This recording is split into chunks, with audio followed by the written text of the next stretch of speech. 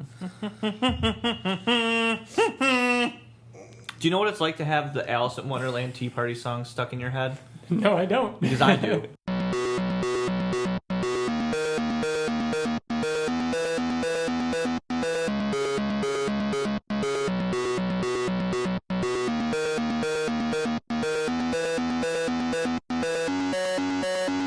Hello, everybody, and welcome to the Invincible podcast, probably the best superhero podcast in the universe. This is a show where friends get to sit around and talk all things Invincible, a comic book by Robert Kirkman.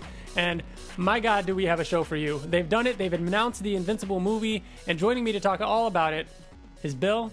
Hello. And TJ. Hello. All right, so we're going to spend this entire episode talking all about this news, but first, I want to talk a little bit about two little pieces of news. One, the Megabox Invincible action figure was revealed. It was, in fact, the black and blue suit. Like we knew it would be. Yeah, we kind of predicted that. It looks awesome. I like it. TJ, did you get yours in yet? I haven't gotten mine yet. It shipped on Tuesday. We're recording on the Saturday after. And first Megabox I got, it shipped, and then it came like the next day, and it's still not here. Eagerly waiting. Hopefully it'll be here Monday. So they have the black and blue version, but they also have the variant, just like with the the yellow and blue costume. That's all bloody and beaten up. Do you have a preference? Do you hope you get one of them over the other? I don't. I have a bloody Invincible, the yellow and black. So at first I was like, oh, I hope it's a bloody black and blue. But at the same time, because I already have a bloody one, I think it would be cool not to have one. So I'm perfectly fine with either one that I get. It drives me crazy because I'm going to want both. And the fact that it's in Megabox exclusive, that's rough. But I don't know. It's cool. It looks really good. I like it a lot. I like how the card on the back of the figure is Conquest. They changed the artwork for that. Hopefully you get one. And you get the other. And I get the other. Yeah, definitely. Well, Kirkman was unboxing it, and he said that didn't he say it's like half and half? Yeah, he said they were pretty much 50-50. Yeah. Yeah. So that's really cool. Also, we haven't talked about this, even though I think they revealed it about a month ago.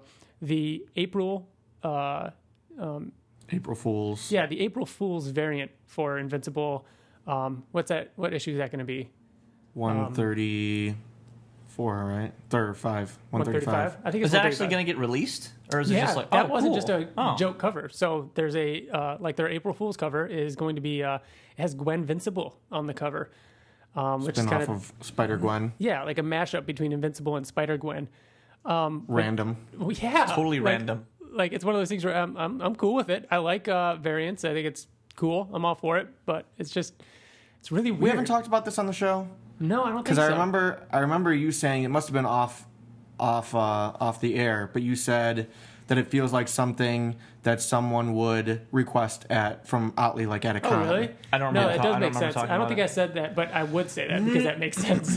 I know I didn't say it. Somebody said it. Maybe it was on Facebook or something. I don't know. But yeah, it's not like Rick and Mark like mixed together. Like, it's Marvel. Like, it's just weird. It's completely out of left field, but that's cool because it's April Fools, I guess. So I'm cool with it. It'll be neat. It'd be nice to get one of those. Other than that, anything else you guys want to talk about before we jump right in? The movie. Oh my God. Please God. Oh my God. They actually did it. So what was this? Was this on Tuesday? Yes. Yeah. Tuesday night. It was Tuesday. Oh, no. It was in the morning. Yeah, because you blew me up.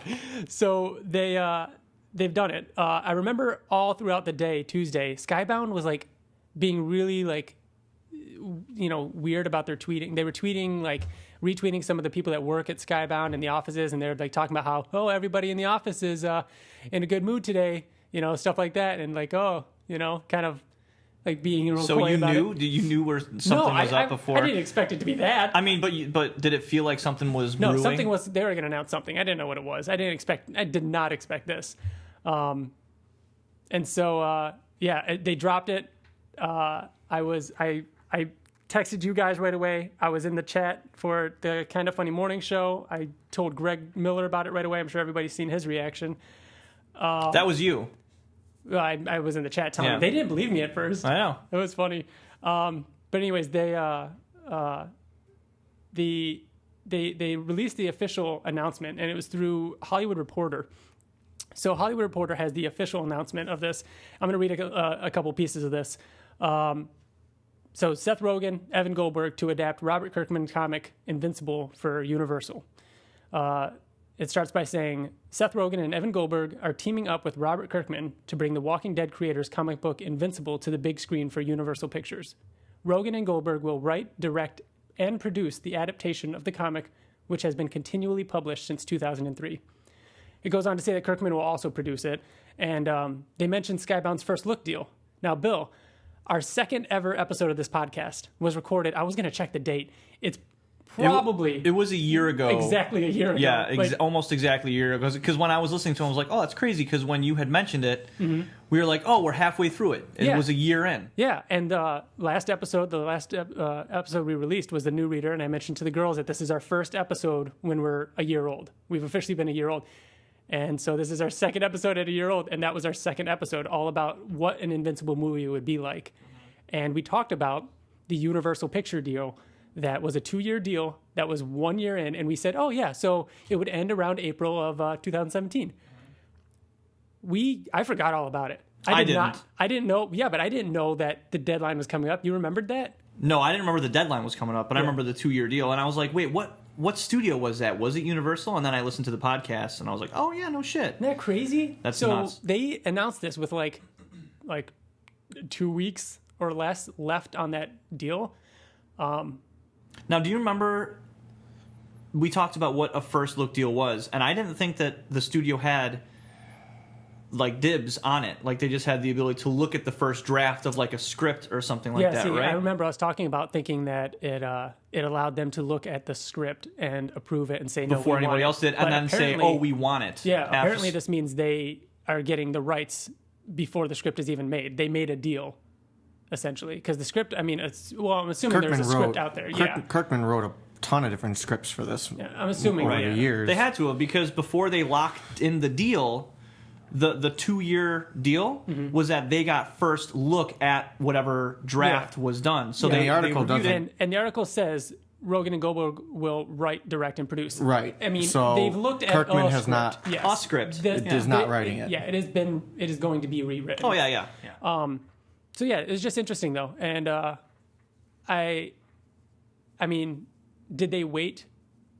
Basically, what I'm asking is, do you guys think that this was our deal is about to end? Let's hurry up and throw this together, or no? I think, or did they just want to wait to announce it? I think they wanted to wait to announce it because obviously Kirkman's known that something's been up. Yep, he's teased it.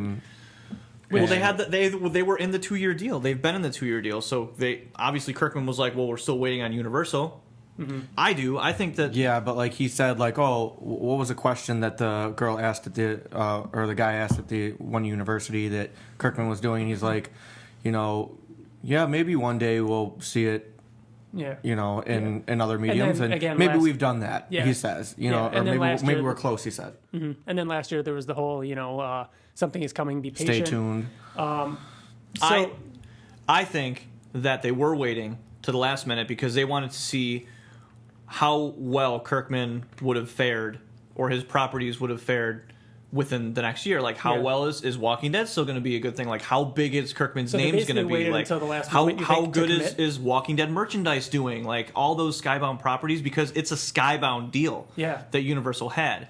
Yep. So I have a feeling. Does that mean that they needed to announce it though? It says that the project falls under Skybound's first look deal. Like Skybound is still a part of this. Yeah. So I mean, they could have greenlit it though. I mean, this month before the due date, and then announced it at Comic-Con. Definitely.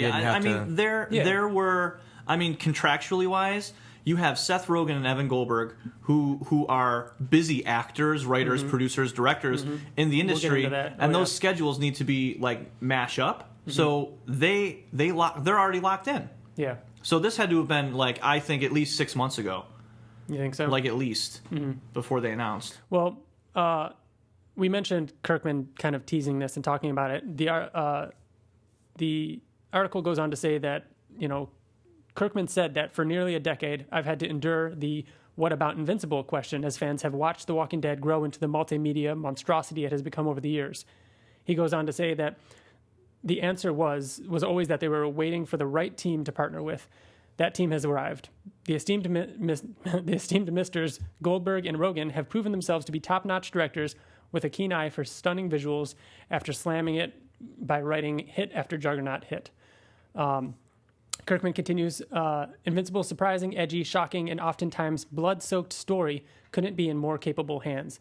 With the team of Rogan, Goldberg, and Universal, I am very confident that this will be another superhero movie in a long line of superhero movies that continues to prove that it is a viable, thrilling genre that will keep people coming to the cinema for years to come. And then I really like this quote from Seth Rogen and Evan Goldberg. They say, no matter how much damage it causes our bodies, minds, and our most intimate relationships with those we love, we will not rest until Invincible is as great a movie as it deserves to be. Now, Jason sent us an email at theinvinciblepodcast@gmail.com, just like you guys can. He says, hey guys, I can't believe that just over the summer I was writing to you guys about the idea of an Invincible movie, and now it's a reality. I still would rather it have been an animated series because I can't imagine characters like Monster Girl or Oliver and Rudy and Rex being done correctly in the live-action format, but I still think we have a good product here. I really hope because it is a movie that we don't get to miss out on too much of the filler. I feel like so much of what makes Invincible great is the stuff that happens between all the fights. I want to see characters like Titan, Mauler twins, and even Tether Thailand. Online, there are already people calling for Seth Rogen to play Octobos, which I think would be a great choice. Things will never be the same for our little fandom again, and you will all lead us into the next era. Keep up the great work, Jason. Now, guys, one thing I want to talk about is what were your initial reactions, like, right away when you heard the news? It was disbelief for me. You know, your initial reaction? The initial reaction when I was reading your text message, it was, oh my God, they've announced Invincible movie. Oh my God. There were like a lot of spelling errors in your text messages too. Like I could tell you were freaking out. Uh-huh. And it was kind of like when... You were at work, right? I was at work, yeah. I was at work, so it was very distracting. Oh my God, it was so distracting. Surreal. Very surreal. It felt fake. Yes. Like it felt fake. Did. I was like, wait, is today the fucking 1st of July? Or the 1st of April, like April 1st, like April Fool's? And I'm like, no, it's the 4th. So... I don't know. Like I still almost didn't believe that it was real because Seth Rogen. Yeah. Like, and I was like, oh, it's a joke. It's a fucking joke. Like it's got to be. They're gonna announce something else or something like that. But I don't know. It's still surreal. Like, I almost didn't believe it, and now I kind of believe it. Now. Yeah.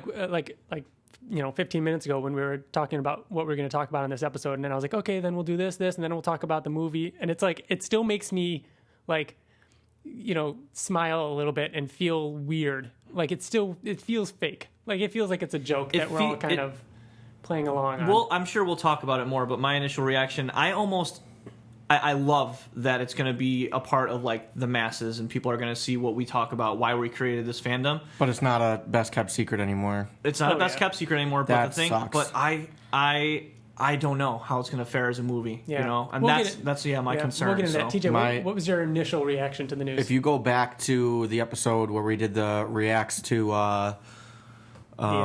it being announced as that they're ending the comic, it's pretty much exactly the same as that. I follow Skybound on.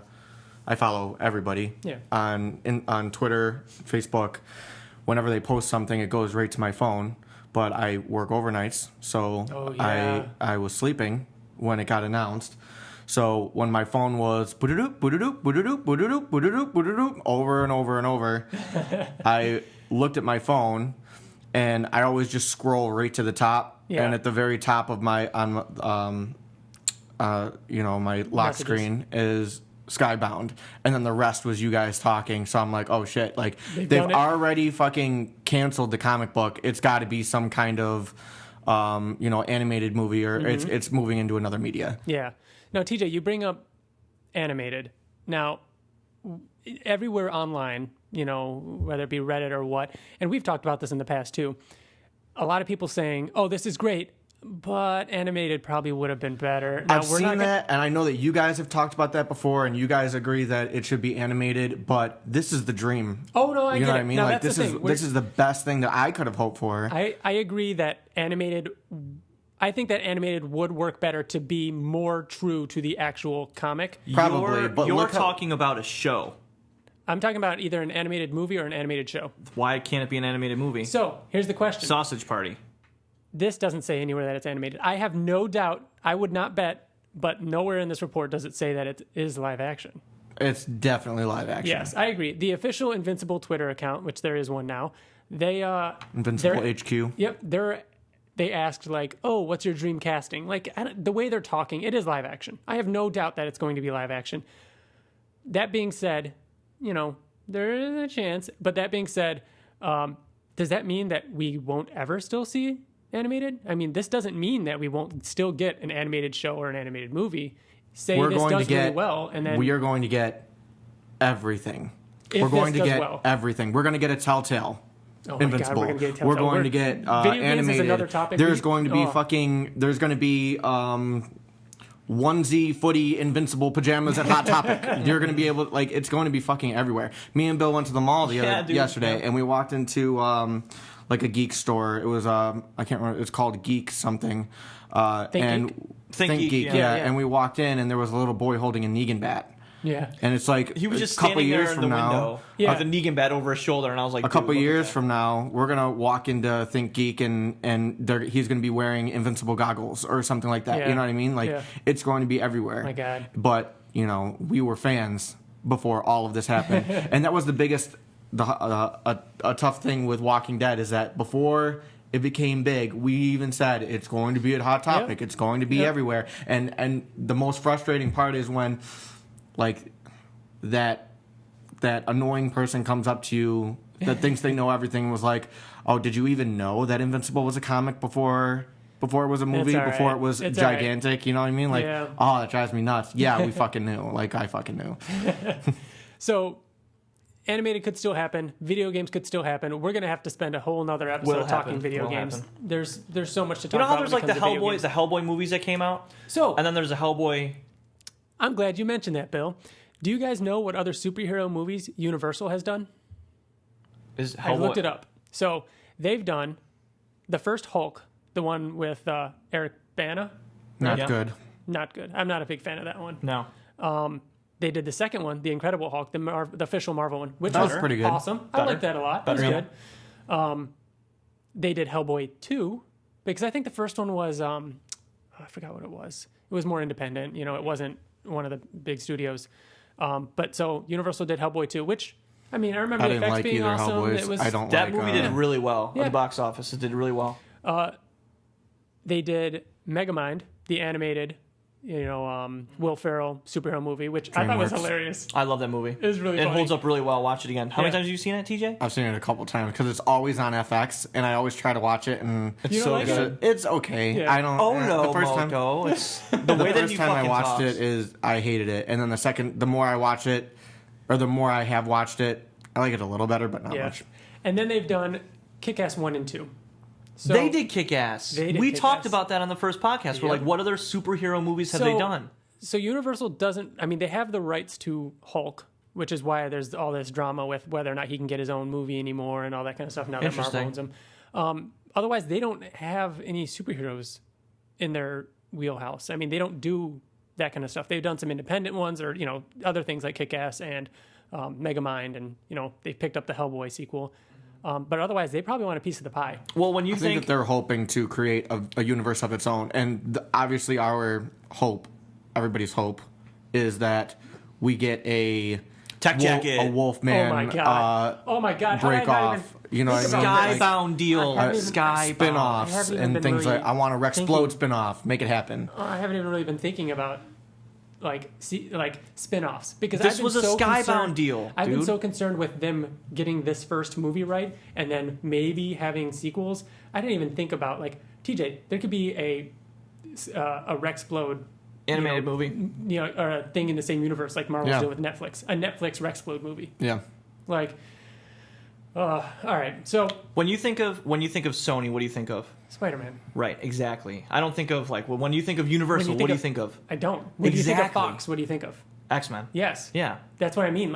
Universal doesn't really have one. Yeah. So I think that desire and a little bit of maybe desperation of Universal's part can be a good thing. They're going to put a lot of eggs inside of this basket. Not to mention they also have a theme park. Oh my God. Could you imagine an Invincible that's ride? getting way down the line. Okay. All right. Now, again, kind of staying on this topic of Universal and like what other studios are doing. Logan came out recently. Logan was a big deal because it kind of was spawned out of Deadpool. Being rated R. And this whole rated R thing. Now, last year, Bill, you and I talked about Invincible being rated R and the whole, Deadpool has just come out. It just broken records. And this, an adult rated R superhero movie was proven to work and make money.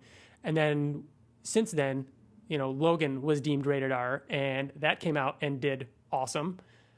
Is this movie going to be rated R and should it be rated R? I have a lot to say on this topic. So let me get this out. Because I've seen a lot on Twitter, Facebook, the reactions of everybody saying, Greg Miller, it has to be rated R, it has to be rated R. I 100% disagree about the first movie. Yes. Don't hate me for my opinions. Yes. But why would Universal subject their viewing audience down to a rated R audience, a limited rated R audience, just so Omni-Man can kill the Guardians? That's it. I feel like spoilers. Nothing can. If you should not be listening to this podcast if you didn't know that.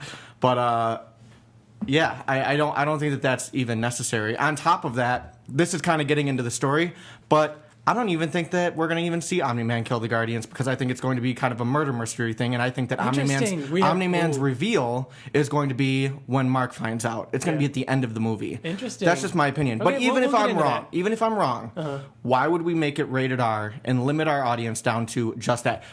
Wait, well, give me one more thing. Yeah, go ahead. I read Hunger Games before it came out. When I found out that they were making a movie, I said, first of all, how is it possible that they were even greenlit for a movie where children kill other children? Yeah. Oh, and on top of that, it's PG-13. This movie's going to be fucking terrible. And it ended up being one of the best movie adaptations from book to movie that I had ever seen. Mm-hmm. With that being said, I don't think that good movies necessarily have rules. Yeah. I don't think that this needs to be rated R. I think that the third movie probably should. I think that the second movie probably should. Mm-hmm. The first movie doesn't need to be. Okay, TJ. I 100% agree. I think that the first movie can be PG-13.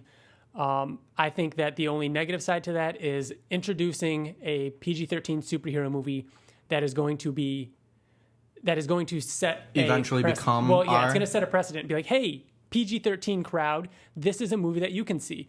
Then, say it makes a ton of money. Now the studio has to be like, or the writers have to be like, hey, studio, we want to up it to a rated R because the next movie is going to be disgusting. We just talked about Wolverine, though. That won't, but it's a direct sequel. I don't know if that would fly. And it also divides the movies up to feel completely different, and it's almost too jarring. It can be done in PG-13. I think that it would be fine in PG-13. I don't think it should or will be. Especially because of Seth Rogen and Evan Goldberg's track record. They're not PG-13 kind of people. You don't think it's going to be PG-13? I don't. I do. I really do think that it's going to be PG-13 and they're going to announce it and people are going to be upset about it. I'd be fine if it was. I think it will be. And it will be all right. I think it'd be weird if it was PG-13 and, I just don't see it happening. Bill? Thoughts on that? I think that you're both right. I think that... On what? Yeah, just on the radar. I think that you're absolutely... Because when I was listening to our first movie podcast, which we did a year ago, by the way, if you haven't listened to episode 2, listen to it because... Oh, it's pretty rough. Yeah, it's a little rough around the edges. I was drinking, but... TJ's right. I thinking what happens in it that's rated R. Exactly. And even still, by these standards, PG-13, you could get away with that entire fight. PG-13, no problem. There's hardly any language, anything like that. Mm-hmm. But... if Universal wants to make a franchise and they want to make a name for themselves and they want to say, hey, when you think of Universal, what do you think of? Oh, fucking Invincible. Oh, my God, Invincible. That rated R franchise. Mm-hmm. I don't know. I don't know. I feel like if they... I wouldn't want them to back themselves into a corner and their shareholders and all their people saying, no, you made a good PG-13 movie. You cannot make a rated R Invincible movie for the sequel or the third one. Especially after what happened with Kick-Ass. Right. I mean, Kick-Ass was good, and we like Kick-Ass. but it didn't set the world on fire. And you don't think of Kick-Ass when you think of Universal. We didn't. Not only that, but I feel like that wasn't really promoted the way it should have been. The first movie blew up, and then the second one they took way too long to make it, and then the story that they made was ridiculous. I didn't even see it yet. And it has you Jim still Carrey. haven't seen No. it? They like Kick-Ass and Hit Girl. They like romanticized it, which never should have happened. Big brother, little sister kind of thing. But they made them like fall in love. No, they didn't. In the second movie? No, That'd be weird. She's they like didn't. a little girl. They didn't. I swear that they did. No. He was like, he had a crush on her and everything. Anyways, the biggest thing that they did was, I think the biggest miss with Kick-Ass was the fact that Big Daddy's story was, I thought, what made the comic so good. Yeah. Him lying to his daughter the whole time, and he was just a comic book fan. Yeah, the first one was awesome. Mm-hmm. And then in the movie, they actually gave him all his wife died and everything. I didn't. That brings up another good point. The reason why Deadpool was such a successful movie was because the marketing was fucking insane. Perfect. It was Perfect. insane. They And it invested. still is. They're continuing to do awesome marketing. You could make a movie just with the marketing alone, all the different commercials, all the different like little one shots. Yeah. Do you remember when they announced that it Every was rated holiday. R? When it was Mario Lopez on Entertainment, like interviewing Ryan Reynolds Mm-hmm. and saying, "Oh, it's PG-13," and then Deadpool comes and hits him with the fucking chair, and is like, "It's rated R." Like that. No, I actually don't think I've seen that. What? Have you seen Deadpool on the playground with all the kids for Halloween dressed as X-Men? Yes. That's awesome. Yeah. It's so funny. So that's Universal has to go all in Yeah. on this. They have Yeah. to go all in. Yep. They have a Robert Kirkman property. He's blowing up, but they got to make it good. They have to do the advertising and the marketing. And I think that they could make a successful radar franchise. I do not envy Seth Rogen. I mean, part of me does, but I don't. it's I gonna don't be at tough. all. How It's gonna be tough. I don't know. We have a podcast on the show because we love it, or about this movie, about this comic Oh my book. God. Yeah. What do we call it? I don't know. Franchise? Because Oh it's my God. so good and we love it so much. We know the intricacies of it, not really probably as much as some people do, but I mean, how big of fans are they? But we couldn't make a movie. Could you make a movie? We don't know how the first one's going to even go. The writing, I think I have an idea, and we'll get into that when we get into the story. I have ideas, and So do I. And I've already we'll touched bounce on them it a little around, bit, but and we'll play with it. And as the years go on, we're going to come up with come up with that. Now we've talked about it being rated R.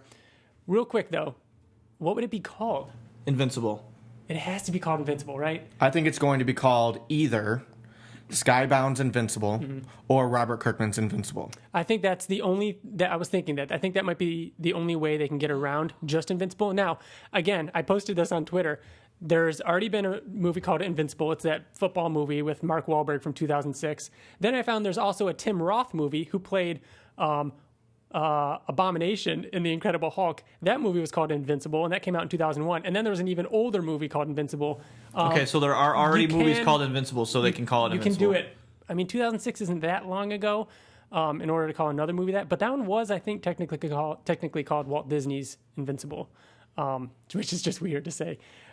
So I agree. It has to be called Invincible. But if it wasn't, TJ, the first thing I thought of was Robert Kirkman Presents Invincible or something like that. The next thing, and Bill, you might say this, Captain America, the First Avenger. Will it be called Invincible : something? No. Or do you think if they make a sequel, it'll be Invincible 1, Invincible 2, Invincible 3? Like, what do you think? It's the first one's definitely not going to be called Invincible Part 1. Well, no, not part 1, but that's what I mean. Do you think they're going to go numbered route, or would they go : route? Bill. Can I? My hand's raised. Yes. Okay. Think about the Universal 2-year first look deal. Mm-hmm. What was it for? It was for Skybound. Yeah, so They're because gonna we call. talked about that. They're We going to talked make it about a all franchise. properties. It's going to be called TJ. You call They're it. gonna try call and put Skybound on the map. It's going to be called Skybound's Invincible because it's going to be Skybound's Wolfman, Skybound's Tech Jacket, That's a good Skybound's idea. Guardians of the Globe. Like they're Galaxy. gonna. Oh, I fucking hope they do this. Yeah. I hope they do that. That would be really cool. I This like is the idea. not only that, but so this. I think that this is going to put Skybound on the map, and then that's More going so- to no, open they're the already on the door map. for They're on the map for Walking No, Dead. it's called Robert Kirkman's Walking Dead. No one knows that it's Skybound. yeah. That's No one knows. Yeah. But it's going to open the door for other Skybound movies, not only Invincible based, but like I just said, Tech Jacket. No. Not that's in the Invincible universe. Savage Dragon. Oh, you mean like Outcast or other properties that Skybound does, like Birthright and God. Say it, God because Country. I'm looking for it. Isn't it's Image? Got Green Valley. Oh wait, you know Jesus. what? That's not Skybound. You're not thinking of Saga. Saga is what I'm thinking of. Yeah, that's not Skybound. That's another thing, though. I think That'd that be this insane. would open the door for a Which Saga. there has not Honestly- been a new issue of Saga in like months. No, Really? yes, there has. No. Good, Yes, there because I'm not has. caught up yet, and they need to slow down so I can catch up. All right, moving on though. Let's talk a little bit about Seth Rogen and Evan Goldburg. What were your initial reactions to that? Bad. Well, not bad. Unsure. Very unsure. Not bad.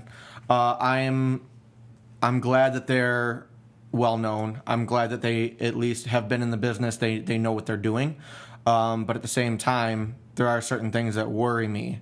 I don't want this to be. I like Seth Rogen movies. I like pretty much everything he's done. I think his movies are hilarious. I thought This Is the End was hysterical. Really Me and Bill good. went to see that, and there were certain parts of that movie where, like, I was hunched over. I was laughing so hard. You know, all his movies are very funny. I don't necessarily want that type of movie for Invincible. He's done Preacher. That's something that I want for... over on Reddit, Taser Boy asked us if we watched Preacher and if we think that it'll have a similar visual style to the Invincible movie. I just started it today because I feel like I have to do my homework. I have to see what they've done. So this is Seth Rogen and Evan Goldberg taking a comic book and adapting it to the screen, live action. This should be the best indicator of what we're dealing with here. How much of Preacher have you guys watched? 0 None. episodes. None. I Okay. probably will not watch it. Okay. So the thing about Preacher is I read it, God, maybe 10 years ago, the entire thing. One of our, good friends loves Preacher. It was like, that's like his Invincible. Like he was really into it. And there's a lot of people out there that are super passionate about Preacher. I mean, they consider it a beloved series. And he's actually coming over sometime this week, and we're going to talk all about this because he's also a huge fan of Invincible. He has not watched the show Preacher yet because he is aware of the changes that they made and does not want to even give it a chance because it's just blasphemy to him, no pun intended. Right, but Seth Rogen loves Preacher. Yes. Seth Rogen, this is back to what I was originally saying. Seth Rogen, when you would listen to interviews and when he was trying to promote his movie, and he would talk about how much he loved Green Hornet. Mm-hmm. Green Hornet was very much a Seth Rogen type movie, and I don't want that for the Invincible movie. Yeah. Green Hornet was okay. I was never a fan of the comics, so it never Preacher bothered doesn't me. feel like Green Hornet, or This Is the End. Right, Like, it that's what I doesn't was saying. feel like that. I'm fine with that. I want that for Invincible So- to where it doesn't feel like it's a Seth Rogen movie, but at the same time, don't change everything Yes. too. So that's the thing. And I think that Invincible might have a little bit of both, though. I think that the Preacher style is awesome. I really liked the first episode. I wasn't crazy about the series. I know a lot of people love it, and that's fine. I get it. It's just it wasn't for me. The source material, like the actual topic of it, didn't do anything for me. And the series was, I mean, the first episode was really good. The visuals are awesome. The effects that they do on a TV budget. Again, this is AMC. There you so go. TV and it's Yes. like they can't. So they can't do Yeah. everything. They made some changes. I looked up some of the changes that they made because I don't remember the series too well. And I don't think the changes are that big of a deal. Like I said, I'll talk to my friend about it and find out why they're a big deal to him. But go ahead, Bill. So are we still on Preacher? Yeah. Or okay, well, I mean, no, I'm just saying, like, I think that I'm going to watch the rest of Preacher. I think that shows that the two of them can take a comic and can adapt it. But there will be changes, and my we'll see. concerns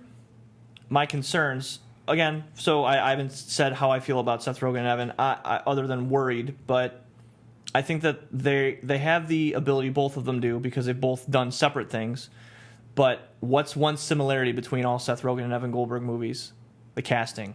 Yeah. Who do they cast? Themselves? James Franco, Jonah Hill, like that whole gang. That one annoying guy that is in that HBO movie.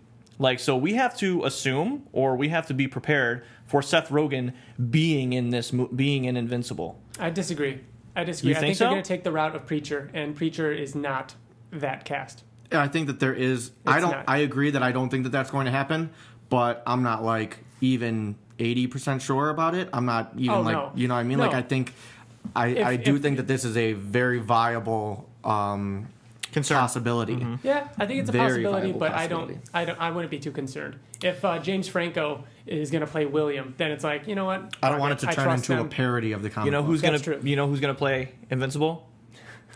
Let's talk about this. James, no, I have no, something wait. Are we too. gonna No, jump into this? I want to Because- talk. No, I want to talk more about Evan Goldberg. Yes, because we want to talk more about what they've done. What they've done and give him some credit. We'll get into casting soon. Okay. That's next. My other concern was their ability to do action and emotion, like raw can they do? And they might not be attached to the sequels or anything like that, but and maybe that's why they were cast for this one, because there's more comedy or whimsy or whimsical, you know. But what were you gonna say? Well, I was just going to say, they did This Is the End, the interview that won, North Korea won. Yeah. Sausage Party. Sausage Party. They are going to be doing Console Wars, which is a book all about Nintendo versus Sega in the 80s. They're turning that into an adaptation. Like these guys are nerds. Pineapple Express. Pineapple Express. Stoner comedy. Yeah. You know, stoner comedy attached to Invincible. Cool. But they've done other things, is what I'm Okay, saying. so I'm not worried about that. Evan Goldberg. I'm not expecting Preacher. to open Look it at up and Preacher. have That's Mark not even Wahlberg be close. smoking a bong. Right, you know I what understand. I'm not William probably talking will. about they're gonna put that stuff in the movie. I'm talking about their ability to capture what makes Invincible good all around, the emotion, that kind of stuff. Think about Goon. Yeah. So Ryan, you were that's like, Evan Goldberg. Yeah, that's Evan Goldberg, and think about how emotional that last fight was with him fighting the other bad guy. You know By the what way, I mean? I look for Goon 2 every single week to see if it's in the U.S., and it's still not in the U.S. I know. It's not wide release yet. It's only in Canada. So that got me excited. Like the fact that Evan Goldberg wrote Goon or That's the co-wrote thing. it. Like these guys don't have a bad track record. No, they just have a track record. They just have a record They have a that's kind of niche. across the board a little bit. Honestly, no matter who they announced was going to be writing and directing this, I would have concerns. It's Oh yeah, you know what I mean? anytime I'm glad somebody's that, going to adapt something we love, right. we're going to have concerns. we're gonna rip apart their IMDb page. Yeah, you know what I no mean? matter We're who it would gonna be. this is bad, but this is good. You know, But this is more fine good with than that- bad. with them. Honestly, Yeah, I agree. I'm fine with this. These are nerds. These are geeks that are going to be doing this. You know, it could be somebody, it could be some writer, some director that has no attachment to comic books, has no attachment to nerd culture in any way. Like, so I'm optimistic. They're producing though, Directing and writing. and producing, which means that they have casting calls too. Well, it means they have their money in it too. Yeah. Like this Well, is- yeah, they have an investment. So casting. So let's do some casting. I've casted Now, 4 characters. The day we're recording this, the official Invincible Twitter, asked across the internet, who would you cast and everything. But again, we did this a year ago. Just saying. But again, this is just kind of, across the board. Do you guys want to go in order of character and just talk a little bit about each character and then move on? I think that'd be easier. I casted 4 different characters. Well, let's bounce around. Let's start with Invincible. Let's start with Mark. Let's start with Mark Grayson, Invincible. The famous one is that people have been throwing around out there is Zac Efron. Is it? I feel like I've Greg seen a lot of Miller has been vying for that. Yep. Other than that, I haven't really seen I agree. Zac Efron. I agree. I have seen him a couple times, but Greg is the biggest advocate of it. Yeah, and I agree. I think that he would probably make a good He Invincible. probably would. He's definitely not the first person I think of. No, me neither. But he would pull it off. He's got the body for it. He's got the looks. I think recently, because if you would have said that to me two or Yes, 4 that's important. years ago, I'd be like, ugh, no, what? But now, Yeah. I love anything that he's in. He's fucking hilarious Yes. in. Like, But he's at the same so time, good. like, I wouldn't want to seeing him in a romantic setting with Eve on screen. As Zac Efron, I want it to be okay. I casted 4 people, but going off of that, I want to make it clear that I want the whole cast to be unknown. I don't Yes. want to know any of these people. I know. And I think that's. I keep. Because going- attaching a name to it, it's I'm not going to look at it like, oh, that's Mark Grayson. I'm going to be looking at it like, oh, that's Zac Efron. You know what I mean? I don't know. Most superhero movies, I don't like. They announce that so and so is playing. Any actor. It's like, what's his name? Ant-Man. Paul Rudd. It's like, yeah, that's no. I totally look at him like Paul Rudd, though. I love that movie. In Civil War, it fits. Like, you look at him, it's like, okay, that's him. Like, it works, and I think that no matter who they get, it'll either work or not work. You can't. So you're telling me you look at Iron Man and you're like, that's Robert. You don't say that's Robert Downey Jr. No, he's Tony Stark. Like, that is. I mean, that's what I'm saying, though. Yeah. You could say the same exact thing about Paul Rudd. I think that it's not the same because I think that Robert Downey Jr. doesn't really do movies anymore unless it's Marvel and he's playing Tony Stark. So he has become Iron Man. I think that the first time I saw Iron Man, I probably did think that's Robert Downey Jr. That's not him. Yeah. So my first. So go for it, Mark. Mark Grayson. I brought this up again, and I kept it the same. Mm-hmm. So, or I brought this up in an earlier episode, and I kept it the same because I really feel, and you guys disagreed with me, but I think that Robbie Amell, who starred as Firestorm on The Flash, he was on The Duff, he's been on a ton of stuff. I think he really looks like Invincible. I think he has the body for it. I think he has the height for it. I think that he can play the part, and he's not well known enough to where it would be annoying. Again, I'm okay with it. It's a cool fit. Yeah, I'd be fine. I still think he's a little jockey, to my taste. A year ago, and this is something we're going to talk about when we get to story. When we talked about this, Bill, I thought that Invincible, the movie, would be more Spider-Man high school. I kind of disagree with that now. And so I'm leaning more towards that, TJ. I think that he looks right for the part because I don't want him to be as Spider-Man-y as I once did, skinny and scrawny. So I agree. That is a good casting. I'm fine with that. I think that the first act might be a little high schooly. Maybe, but they have to introduce the teen team. We'll get into that. I stand by Miles Teller. I've seen it online. Yes. I love that. Miles Teller somewhere in this fucking movie. You used to disagree with that. No, I just like Miles Teller. Oh, okay. I think Miles Teller is one of my favorite actors. I think he'd be perfect for Mark. Oh, you're talking about Mr. Fantastic. Yeah. Yes, but don't say we don't bring that up. You mean the guy from? I'm talking about the guy from Bleed for This. Go watch that trailer. It shows him boxing, fighting. If you're gonna bloody. Watch a Miles Teller movie, the drum, Whiplash, which was nominated, and so can you imagine that him? might be one. That might be my favorite movie. Fucking love to see him as Invincible. Yeah, I would like. He can do raw emotion. I mean, we saw his blood. You know what I mean? Mm-hmm. In Whiplash. And I just think he's a little short. No, I think that he could do it. I think he'd be better as like Rex. Yeah. Yeah. I don't know. I think Rex needs to be scrawny and a punk, like skinny and just yeah. What? I got a casting for your ass. Oh, okay, so did you wait? So you casted 4 people for Invincible, or you cast? Okay, so who's your next? No, not for Invincible. Oh, just 4 different characters. Okay, all right. Okay, this is someone. Now you ready to move on to another character? Or Anybody else for Mark? I've seen some decent ones out there. That's good, but those are kind of our picks. Adam Eve. This is the person that I think is the toughest to cast. Yes. My initial thought was, and friend of the show Mike Barrett said the same thing. So we were, thinking the same wavelength. Alexandra Daddario. Who is that? She is in Baywatch.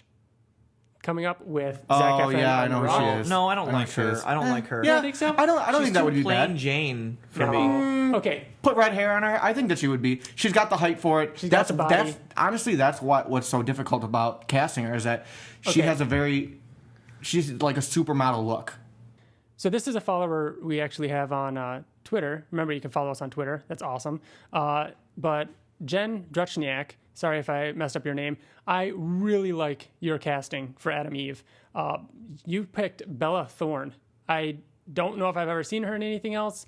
She was in The Duff. Duff is such a good movie. Seriously? Another Duff reference? At least it's not Sky High. Do either of you agree with this? Bella Thorne? I like it too. Fucking love this. That is Adam Eve right there. She played. Are you kidding She played me? the bully in The Duff, and she was Jen, actually you really, need really good. somebody that Good looks job, like this, because that's perfect. but has wit that is quick. Yep. and able to like At not least, just be. Again, we're just looking at pictures here. That's like perfect casting as far as making her look like that. And I just pulled up a picture of her on a beach with her ass, and those thighs could be Eve's. And right? you know more than anybody. So that's Adam Eve. Do you guys have anybody else? No, that's fucking perfect. Yeah, I know. I don't want to do this because I'm gonna get my heart set. I'm like, there's no way they can't cast her, and then they're gonna cast someone like, I don't know, fucking Twilight girl. What's her name? Kirsten Stewart. Yeah, they're gonna cast her. I do have one for Eve. For Eve, yeah, you got? which I was kind of proud of. I do like Bella Thorne a lot for this, but from Game of Thrones, you know what I'm gonna say, huh? The redhead? No, I'm just thinking red hair. Sansa? No, not that one. Go on. Natalie Dorman. Oh, right. she played the voice of. Wait, who is she in Game of Thrones? She's I can't remember her name, but she was gonna marry Joffrey, and then she. Oh, the smirk. Yeah. No, I don't think so. I love that. I think that she would be awesome. No, for that. she's gorgeous. I like her as an actress a lot. I do not agree, though. I'm sorry. She played the voice of Peavey. I think that picture looks Andromeda. like her, but that's not what she looks like. I couldn't even recognize her. No, Bella Thorne. That's what all she day look. long. She doesn't look. If you look up pictures of her and then look up pictures of her in Game of Thrones, it's not even I've close. seen her in other things, though. I don't know. You know. She was in Hunger Games. Or was it Hunger Games or was it? Yes, it was. Oh wait, yeah, she was. She was in Hunger Games. She was the reporter, or whatever, with the She two had like cameramen. shaved head or something like that on You're the right. side. Yeah. Yeah, I don't think so. I like it. Bella Thorne. That has my vote. Holy shit. Nolan. Who do we have to play Nolan? I went off. So the only I one didn't. that's ever thrown out there is Burt Reynolds, And only because of the mustache. Tom Selleck. And Tom Selleck. Yeah, those are the two. because of the mustache. Right. Which but I get it. I tried to go kind of. I wanted to steer for mine. I wanted them all to be my own and not. Oh my god. You know. I have went. such a good one. For who, Bill? You start, Bill. Go ahead. You do yours. Mine's crazy, and I thought who would look amazing at that age, but could still have the physique, and would look awesome in the handlebar mustache. Okay. Oh my god, are you ready? Someone that was amazing. Handlebar mustache. Yeah, the big one that he's got now. That comes like way later. Right, in the I know. comics. But think about this: Mel Gibson. Mel Gibson? That's a side character. That's not the main character Interesting. that could pull off the physique, and that is a big enough name to draw people in. Like, oh my god, Mel Gibson's doing a superhero movie, but not so big to where you know what I mean that he wouldn't do it. Yeah. There's I one don't that really like Mel Gibson. What, you don't like that? I'm not I sure. don't. I'm good on it. Wow, guys. I mean, it's not bad. It's okay. There's one that's going around online that I'm going to talk about after TJ. TJ, go ahead. I went off the rails with this one a little bit. So, again, I wanted to kind of make these castings my own. I didn't want to copy anybody else that did it online. And maybe this is just a little selfish of me because I'm such a Joss Whedon fan, but I want Nathan Fillion. No, he's too funny. They don't know. have to look exact. They don't have to. It's not you know about what I mean? the it's look. not. It's not. Okay. It's about the personality. Yeah. He's He not. can build stoic himself enough. up. He can be funny. He did Captain Hammer. Yeah. I think he can be funny. Think of the opening of Invincible when we're first getting to meet Omni-Man and they're like at the dinner table and he's what? like coming in like he know what, can TJ, be it's not just that, humorous. but it's I'm looking at this also as a franchise thing, and I can't see him being Omni-Man in like the future, like all these things that he's going to have to do. I Omni-Man- really can. Omni-Man is so- Have you seen Castle? Like I think that he can definitely hold a character. He's not Yeah. funny though. Omni-Man He's too is likable. not funny. That's the big problem. Omni-Man is more Nathan stoic, Fillion is likable. like a leader. You know what I mean? Like not the most. I'm not saying you're crazy. It's just leader not for me. like of And the this is leader really of Firefly or yeah. No, but that He was captained like, like a whole ship, Bill. that's like he captained a whole that's ship. like Han Solo though. That's like okay, Han Solo. Could you see Han Solo putting on a Nolan or a? His name is Nolan. Kind of. Okay, I kind of okay. can actually. All right. Now the one I'm seeing a lot online, and I'm starting to really like, is Jeffrey Dean Morgan. Yeah, but like I saw that too, and I don't like it. It's like I don't like his acting. I don't like him at all. I'm taking over the world, Invincible, and you are no exception. Whoa, that definitely peaked the mic. There's no way. It wasn't that bad. I don't know. I can't. I think I kind of like it. The I'm okay with comedian? it. Yeah, the comedian. Yeah, I like him. I guess I don't like it. I haven't seen any of him as Negan though in Walking Dead. Like I have yeah. not seen one clip. Well, that's not necessarily true, Yeah. so that has no bias on me. I just Yeah. can't really see him. I can kind of see it. He has the body for it. I think he has the right age for it. I think Mel Gibson would rock it. Okay. All right. After Nolan, let's talk about. Do you guys have anything for Debbie? I don't, but fucking shout out to our friend Mike Barrett for this one. I was looking for his Twitter. Terry Hatcher. Yeah, Terry Hatcher. Love that casting. Love that casting. Yep. No, I like that. Who's Terry Hatcher? Lois and Clark. Oh yeah, The Adventures of Superman. she would do good. Cecil. I think this is a home run. It has to be Bill. Steve Harvey. I said it. No. Steve Harvey. I called this shit. Bill called this shit. I called this Ed Harris. Ed Harris. It has to Fucking be Ed Harris, dude. That's I didn't perfect. have one for him, so I'd be fine with Ed Harris. You'd be fine with Ed Harris? Yeah. Gone Baby Gone. Yeah. Ed Harris. I think that there's going to be a lot of characters. He was that the cop, the corrupt cop. Oh, yeah, that he came in with was. the fucking mask and shit. Like I he know got who shot. Ed Harris is. Ryan I had couldn't a remember look. him in Gone Baby Gone. I was thinking. He's in your show that you love. He's the guy in black. Yeah, which he looks. Oh, it's perfect. It's perfect. The scar, like he could act like Cecil though too, Yes. not just the look. Because they cast fucking whoever is Rick Grimes, and no one. He still doesn't look like Rick to If me. I can No, only he doesn't. cast, Not even close. If they came up to me and said you can only cast 2 people in this movie, one of them would be Ed Harris as Cecil. The Absolutely. other one is coming up. Yep, I agree with you, Ryan. I agree with you. Yeah, I don't even think we need to talk about Alan. Like we'll say it. Has anybody else said it's that? not- Has anybody yes. else said that? Everybody online is says saying Really? that. So it can't not said happen. that a year ago. We said it a year ago. If you don't believe us, go back and listen. Okay, a year I think ago. it's safe to say now that we've gotten up to Alan, Seth Rogen has acted alongside Zac Efron.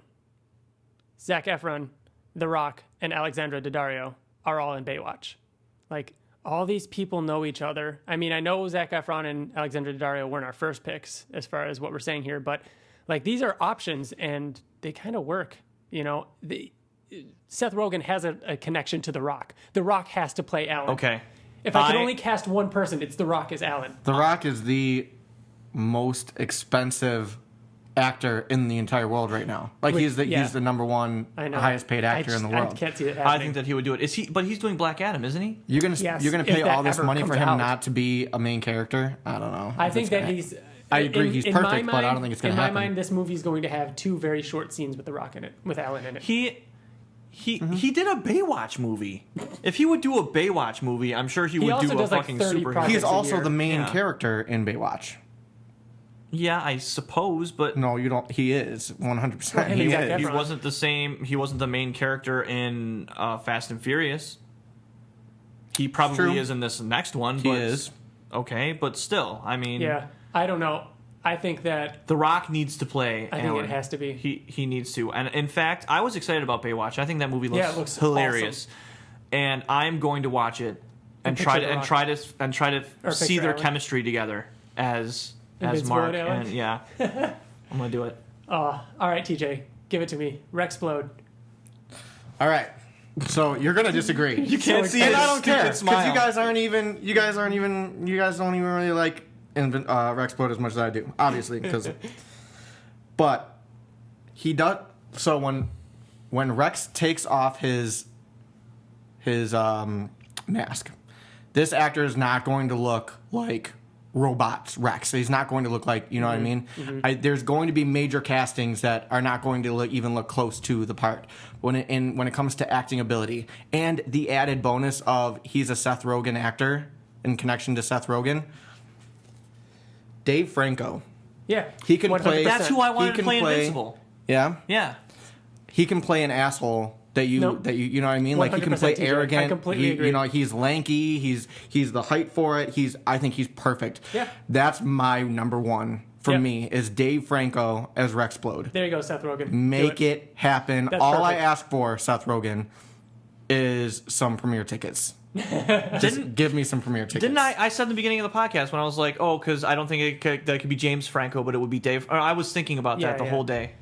No. But I was thinking Dave Franco should be in the movie, and I was thinking Mark. I'm thinking But Rex. I feel like you're probably right. Yeah, he's more Rex better. than Mark. Yeah. He's too. Oh my gosh. Oh my God! And Think- and Zac Efron and Dave Franco were in Neighbors together. No, Yeah. I know. That's what I mean. They all work together. Oh my God! It would. So This is perfect. Who's I'm not- Jonah Hill gonna play? Huh? Who's Jonah Hill gonna play? He's gonna play. He's gonna play a monster. He's gonna play Flip Shafe. He's gonna play a CG Alan, The a CG. fully CG. who's Alan. gonna play the Maulers The Maulers. or the Mauler? Mauler is gonna. It's gonna start with just one. Yeah. The Rock? He's gonna play everybody. He's gonna play everybody. Yeah, He can do Dwayne it The too, Rock Johnson. and he can do it. Yeah, but another thing with my first reaction is going back to my first reaction. I didn't really get to finish it, but I woke up, and again, just like the news of it ending, I didn't sleep for the rest of the day. I only got about 3 hours within like 48 hours. But I was like shaking. I was like shaking the whole day. I left work like 2 hours early. I was so unproductive. My whole day. One thing that didn't hit me until after a couple hours of thinking about it is the fact of seeing a live action Rexplode. In the second or third movie, seeing the death of Rexplode. That's second or third? Him throwing, him losing his hand. Oh, like, dude, like... Yeah. Okay, I have one more casting idea to go back to Alan. All right. Ryan Gosling. Ryan Gosling? Could you not see that? As Alan? Think. No. No? No. Really? He could be super jacked. I can't really see that. Yeah, You know what was on TV earlier though? What are you thinking? What? Ooh, I saw it on TV. Yeah, I saw it on TV. and I was like, I had it on in the background. I'm like, holy shit, it's pretty bad. This is bad. And I was like, but I was watching it. I'm like, Emil Hirsch, you could probably play a Mark. I think he could. Yeah. He's a little short, but Yeah. I think he could. I think he could too. He hasn't been in a lot of movies since. So from now on, we're just gonna be looking at people, seeing how they fit into the Invincible movie. Here's one more thing. Okay. Not in regards to actual casting, but one actor that will be in this movie. I promise you it's going to happen. It's not even a question. It's on record. Because every single time that he shows interest in a movie, he finds his way to get into the movie. Simon Pegg will be in this movie. Oh my God. He will 100% be inside of this. He will be in this movie. He always finds a way to get in there. He's been in Star Wars because he loves Star Wars. He's been in Star Trek because he loves Star Trek. He will be in Invincible. If you go back and watch, he loves Invincible. That's awesome. Yeah, we were, when I was watching Paul, yep. Like, he was reading Invincible. He had the Invincible shirt on, obviously. Yeah, and that's when the one that Kirkman and Ottley have an appearance in. They're at the counter, and Kirkman was writing. I think he was writing Brit or something like that, or somebody was reading Brit, and he was writing Invincible 100 or something. I forgot what it was, but yeah, that's a good call. I like that. Who would Simon Pegg play? Cecil. I'm telling you, Cecil is going to be the one where it's like, we're going to look at that casting and be like, that's not even close. That's the Heath Ledger Joker moment where we're like, that's not going to be right. It's going to be Cecil. He's not even going to be close. I think he's going to kind of see that. If he shaves his head a I little would bit. like He's to a little see bit that. younger and a little bit wiry. Yeah, I would like to see that. But I was thinking like Doc Seismic or something like that. Doc Seismic. You know who he could be? Shapesmith. Yeah. Oh, yeah, he could. Yeah. Yeah, he definitely could. He'd have to get his physique, back a little bit. All right. Let's move on. We're gonna talk about kind of like costumes and stuff like that. Do you guys see the Invincible costume working in live action? I think that it's going to be Power Rangers. They're going to change it. I think they're going to change it. No way. I think that everything up to his neck will be fine. I think it'll look fine. I think it will be very Spider-Man-esque. Not like Kick-Ass, where it's going to look like he's wearing like pajamas. I think it will look like a good costume from the neck down. They absolutely 100% will change the mask. You don't think they're going to stick with the goggles? I don't mean like... I don't know if they'll have the goggles, but if you look, like you guys have one of the action figures in front of you. Never has this been done in a movie before, but a lot of characters have it. Cyclops, Gambit. I mean, I know Gambit's not in That's the why movie, it needs to happen. They need a character that looks never iconic. Never before do they... I mean, it happens... It's in comics a lot. Jean Grey. Like, the characters hair. that have hair showing, but their eyes and the back of their head is covered. I don't think it works. I don't think that's something that translates to real life. I don't think it's possible. I don't think that it used to. When you think of The Dark Knight changed how Batman can now move his head. It could never be done before though, but now it can. Deadpool, I think that it can be his done. eyes being able to emote emotion, like you didn't think that would be able to happen. And I think same thing with happen. Spider-Man. They will not change his face. They won't change a goddamn thing. I do think that they will, but I disagree that it can't happen. You think they're going to go Power Rangers on that shit? Oh, by the way, we love Power Rangers. We're not talking about how bad it is. No, me and Bill loved Power Rangers, but we grew up with it. I did too. Ryan did too. Did you? Oh yeah, man. I had the Zords. I had the one that your son wants now, the Eagle. Oh man. I had that the eagle. Oh my Falcon god! Falcon Like, Zord? The Yes. Falcon. You guys said the eagle. It's the Falcon it's Zord. the Falcon Zord. Whatever. I Oh my did not God. say the eagle. Did you used That to was play awesome. with it I like saw how did that in the movie opening where night, it the Power goes? Rangers movie with my mom? Man. You saw it with your mom? Oh, yeah. Oh, way the too original. young. The original. The original, yeah. Yeah, Not the new one. My mom did call me about the new one and ask if I wanted to go see it because we saw the original. Oh, that would have together. been cool. That would have been a cool little Little thing. that you did. There's a new But yeah, Batman guys, movie coming I out. think the mask is going to change. I'd love it if they had goggles. Just picture like swimming goggles and some sort of mask. I can't see them covering his. I can't see them leaving his hair open, but his cheeks and back of the neck not open. Like, but then his mouth can't be open. His mouth's going to be covered up to his eye. Like, you know it what, just doesn't Ryan? work. What you're saying bothers me so much because that's like saying, "Oh, they're going to change Batman's mask." No, picture Batman with his hair showing. But would you ever change Batman's mask? Would you ever be like, how are they going to do that in a movie? How are they going to change Cyclops? How are they going to change Wolverine's mask? Wolverine doesn't even wear a mask. Like they can change it. It's not like Deadpool. It's not like this is a mask. I guess I'm sticking too closely to like Yes, I don't want them to change anything And look at like cosplays. There's some awesome Invincible cosplays out there, but the masks are rough. They're hard to do. because that's somebody trying to make it in their fucking kitchen. Not just that. No, like I've seen actual like people legitimately try and make Invincible costumes, and the goggles are tough. They're not something that's realistic. What are they even attached to? They're just lenses that are kind of attached to fabric. This doesn't make sense as a costume. It's going to be more tactical. I could picture it being something that covers some of his hair or up to his hair, and he has goggles on that wrap around his head. The goggles are going to have to attach to a strap or something. I just don't see it, and I'm okay with it. I'm okay with that. I'm going to put that out there. I'm okay with them messing around with it. Can I see the action figure? That doesn't mean I'm going to be okay with whatever they come up with, but we'll see.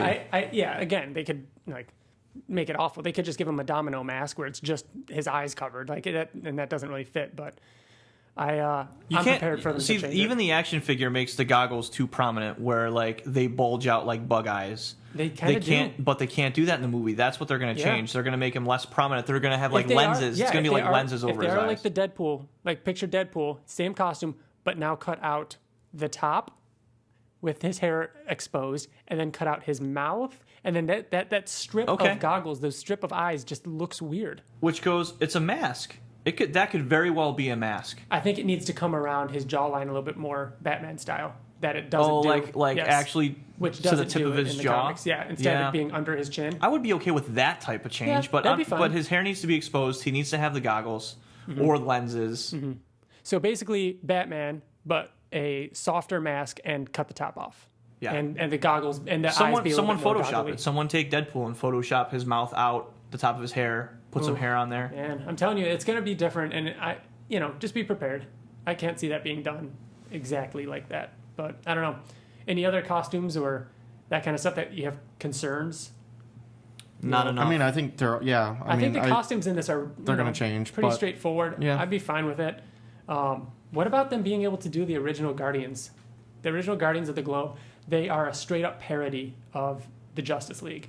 Now, this movie's going to be coming out, maybe a couple years or so after the Justice League movie, which would be kind of great seeing this parody. Will they be able to do that? Do you think that'll be a rights issue? Anything like that? I think they'll be able to do it. They can do it. Like, it's like saying, I mean, Invincible made fun of the comics. You know what I mean? It made fun of the Justice League comics and creating these characters. It's the same exact. It's what is going to make Universal stand out with this. With Invincible is that like it's doing all these different things. Yeah. You know what I mean? I don't think they're going to stray away from the whole parody thing. Yeah, no way.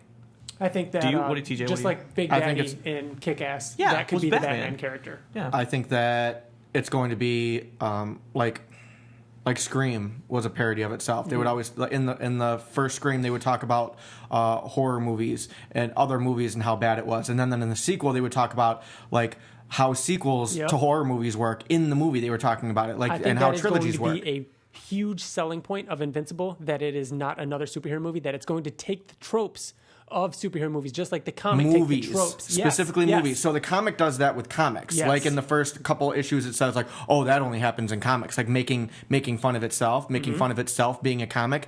But the movie is going to do that for movies. Like they might have that same exact line in the movie, but say, "Oh, that only happens in superhero movies." You know what I mean? But you are a superhero movie. Yeah.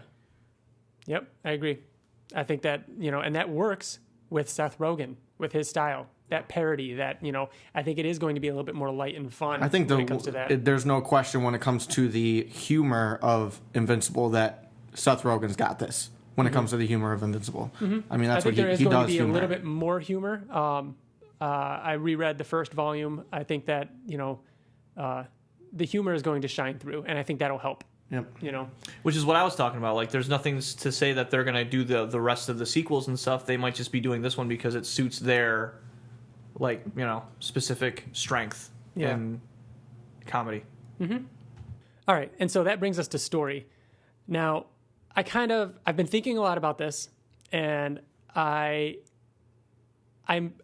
okay with them changing, you know, a good amount of it. And I tried to think about how they would do this with being kind of a little bit more lenient with the source material, with the actual first volume. I agree that it should be the first hardcover volume going up to issue 13. But there are some things that I would change. Here are some of the changes I would make. I think that Mark should be in college. I think that they make this into a world that is absolutely filled with villains and heroes, and it's not, because it is, and it's not a huge deal to be a superhero in this world. And Mark's dad is the greatest superhero out of all of them. So he's grown up like with Superman as his dad, and because of this, his dad is very rarely home. We see that in the first volume. He's getting pulled into other dimensions. He's constantly fighting somebody on the news. Mark doesn't see his dad that often. Debbie doesn't see her husband that often. They still love him. They're still, you know, close to him, but there's a separation there, and it's caused kind of a little bit of a damaged, you know, thing. And Mark sees that. Mark got his powers like senior year of high school, though, just like in the comic. It's been like almost 2 years. He's in college. He just wants to finish up college, take care of his mom, but, you know, he sees what being a superhero has kind of done to his family, and he's not going to go off and leave his mom. You know, there's plenty of superheroes. It's not that big of a deal.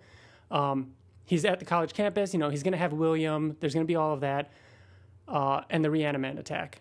You know, this is something that's attacking him directly, somebody around him. He is a good person. He springs into action. He does help. And, you know, somebody sees this. Eve sees this. She's, you know, one of the witnesses. His identity is obviously ruined. Everybody there knows he's invincible, or he knows he has powers in this, you know, he's not invincible yet. But I think that she pulls him aside. They have this moment where they leave. She wants to take him somewhere. They go to the teen team base, and she introduces them, you know, him to all of them. And I think that of the teen team, I think it should be pretty much the same. Robot, Duplicate, Rexplode, definitely. You know, Eve is in a relationship with Rexplode. I think Monster Girl needs to be part of the original teen team, because we're not going to get that much story where we actually have the tryouts and them all coming in and everything like that. I think it'd be cool if she was one of the originals. I think that there should be conversation between Eve and Mark, and Eve explaining to him like why she's a superhero, and that gives us the story of her wanting to change the world, even if it's a little bit at a time, which kind of leads into her wanting to go to Africa, which puts the idea in Mark's head that being a superhero is a good thing. I think that he starts hanging out with them more often. We get to see him helping out with the teen team. A lot of it's just to be closer to Eve, even, you know, because he has feelings for her, even though she's with Rex, and we get some, you know, exposition with that. We also see during that Nolan with the Guardians of the Globe. Now, at some point, you know, Mark is enjoying this. He's starting to enjoy being a superhero. He's being more careless. Now, we know Mark, especially later in the series, and I think they need to explore, you know, the whole Mark's carelessness, his kind of rage a little bit more. And I think that'd be cool that if Robot sees this and says that, you know, you shouldn't be so careless, you're not invincible, you know, to give him the idea for the name. Anyways, they go on. Mark goes home for dinner. His dad shows up for dinner, which is a rare event because he's not around as often. He finally decides to tell them that, yeah, I did get my powers a couple years ago. Debbie isn't surprised because, you know, she's around him. She can tell that something's different. But Nolan, on the other hand, seems a little bit angry at first. You don't quite know why. We know why, but that quickly goes away, and they go back to, like, you know, he's happy for him. He's excited. He's going to take him to get his costume in the morning. And then after that, we've got, you know, Nolan takes him to art. He gets his costume. Nolan gets a call. He has to go to fight this big fight with the Guardians, and there was something else I had. I forgot what it was. You're saying that this is what you think is going to happen? This is my pitch. This is my what I could see being done for the Invincible movie. I think that Nolan needs to go fight some big threat with the Guardians of the Globe, kill the Guardians of the Globe during that threat, so that it looks after he finds out Mark has his because powers. It was shortly after he got his powers. Yeah, that makes sense. He kills all the Guardians while he's fighting this big threat to make it look like that big threat did it. Mark recently got his costume, recently has this new connection with his dad that he didn't really have before, goes to help, witnesses him kill the last one or something. He's there late, he can't fly as fast, something happens, and sees him kill the last one, and they have their moment. They go up into the sky, Nolan tells them everything, they fight, Mark nearly dies. We have the whole scene that, who would you have? I'd still have you, Dad. Mark wakes up, blacked out. We get the scene of Nolan flying away into space, crying. Mark wakes up. Cecil's by his bed. He's the one that's been, keeping his dad away from him and his mother. He tells him he has the earpiece. He says, hey, if you ever want, to help us out, you have that choice. We'd really appreciate it now that we don't have anybody. And, Mark will also get the option to bring in, the teen team, which moves them up to be kind of the Guardians, the new Guardians in the sequel or whatever else this goes.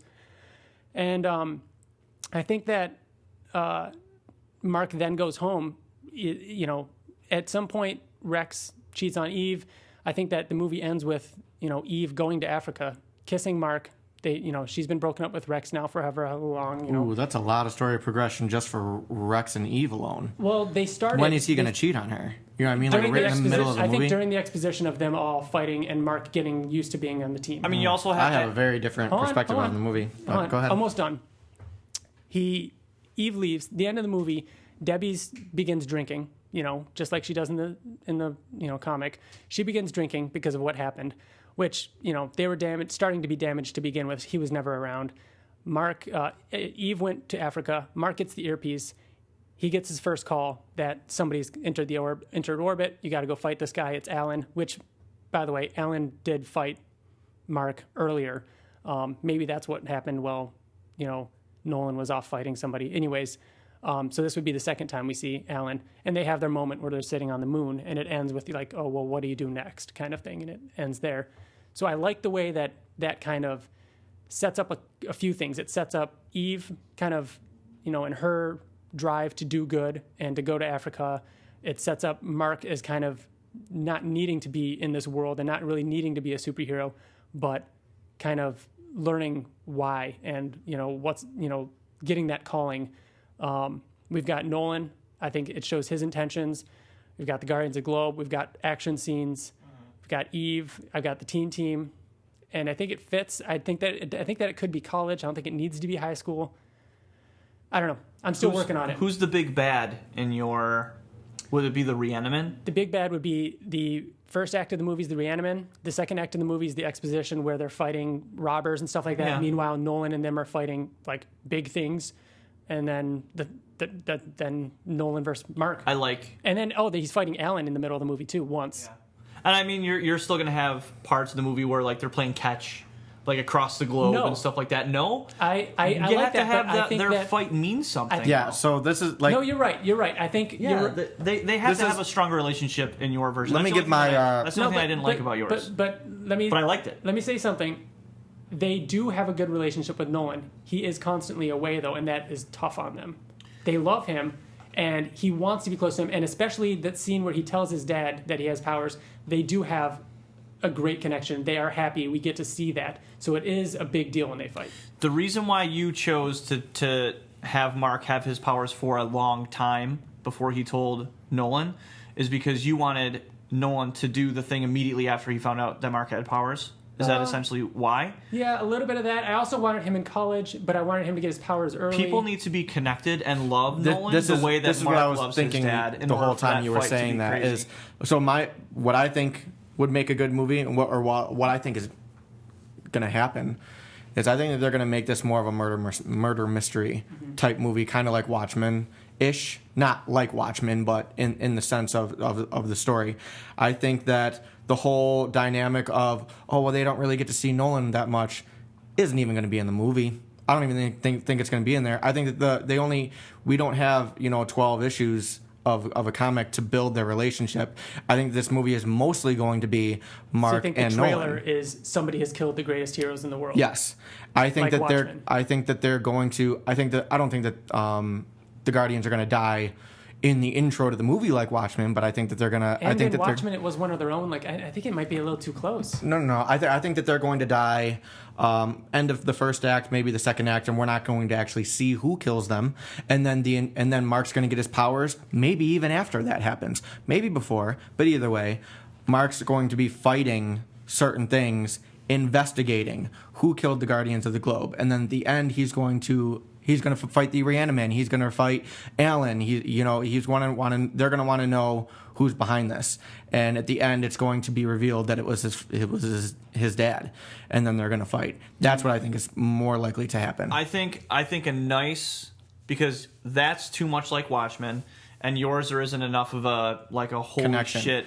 Wow. Mine's not like Watchmen though, because they don't die in the beginning. It is a murder mystery, but I don't. Half, then? I don't. The first part is him getting his powers. So him you getting think his that powers, it is meeting Adam Eve, meeting the teen team, all of that. I think that's. I don't know. That's I don't know. a lot to put in a first act. I 100% disagree with you, TJ, and you and I talked about this on episode 2 of the podcast. Because I thought that he should get his powers. Yeah, the origin story is way too overdone. That's why I kind of liked what I was thinking of, where it just hit me, where I'm like, I think it'd be kind of cool if he's had his powers for a couple years, and it's not a big deal. Yeah, but I think that it should be more of a father-son movie, because the whole point... But you're disagreeing with me? I'm disagreeing that there's he should have his powers right away. He should be part of the teen team right away. They should be doing their You disagree their that he should have adventures. his powers right away? No, I think that he should. No, I agree with that. Okay. But I don't think that there should be a lot of him out of costume. I think that he should get his fucking costume right away. I think Well, think of it as a movie, and think that these actors have agents that say, "I want more FaceTime." That's how movies work, unfortunately. Right, I know, Ryan,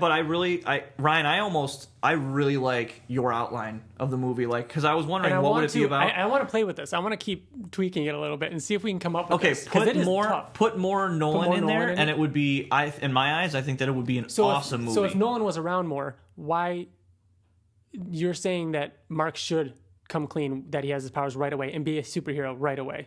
Oh, I also think...